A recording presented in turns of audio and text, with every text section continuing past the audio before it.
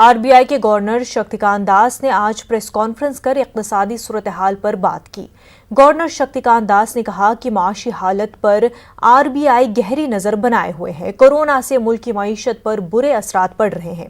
ज़राअत, सनत समेत दीगर शोबों पर पड़ी सख्त मार। कोरोना बहरान के दरमियान आरबीआई ने रेपो रेट में 25-20 पॉइंट की कटौती की है। शक्तिकांत दास ने कहा कि मुल्क में अनाज की कोई कमी नहीं है और बैंक लगातार एटीएम में पैसे डाल रहे हैं, जबकि मुल्क की इक्तिसादी सूरत हाल पहले से ज्यादा बिगड़ी है।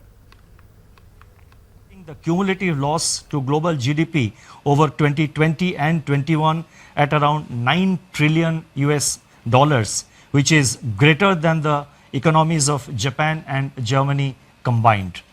Within this downturn, the projections are replete with even sharper declines in output in various countries. India is among the handful of countries that is projected to cling on somewhat tenuously to positive growth at 1.9%.